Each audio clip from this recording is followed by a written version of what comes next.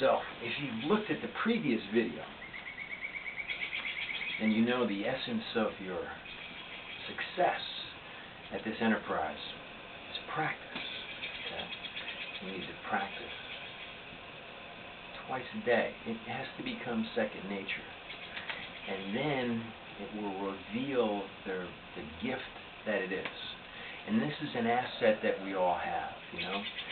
There's questions about hypnotizability. There was a doctor in Manhattan, New York City, that taught this legendary course. He would teach other physicians hypnosis. And what he developed was a system to determine who was highly hypnotizable, and he made a scale from 1 to 5. Right? The key to the scale is your ability to raise your eyes up into your head. So just picture this spot here, and I'm probably a 3. Okay, average.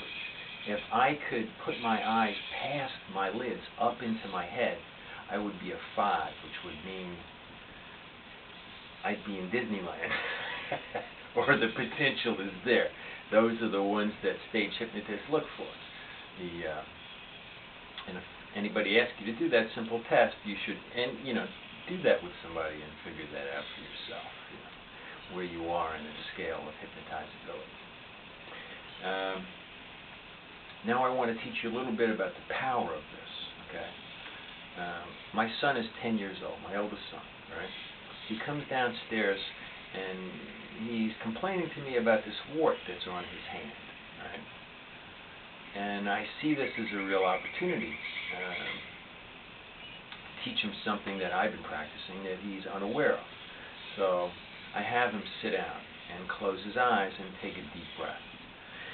That is the way to change consciousness. Most of the time you're up in your head, all right? When you get into your body, that's when you can change the frequency of your experience.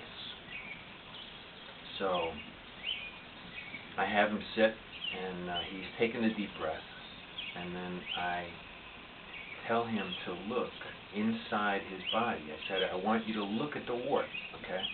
The wart is like a tooth with a single root. Now, he could see that, right? Because we're having this conversation. He's not just unconscious. He's, I said, and I tell him what I want him to see. I want him to see the red lines that go to the root of this wart. And when he can see them, I say, well, what you're going to do now is that you're going to make those red lines go away from that root. You're going to starve this wart from the inside. So then you see the root begin to shrink and shrivel. Slowly the skin follows it up back to the surface, and then basically the root falls off and it's gone. And as long as it took for me to explain it to you just now, this is as long as I took with him. And then I forgot all about it. I went back to whatever I was doing, and he comes downstairs the next morning and says, hey Dad, the wart's gone. I said, how cool is that? Okay. Now he's about 13, right? And he hasn't wanted to hang around with me for a couple of years now, And that's progress. But he has to walk the dog, right? So he invites me to walk the dog with him. So I grab my jacket and we go outside. And he says to me, hey Dad, I got these pimples. And I start laughing.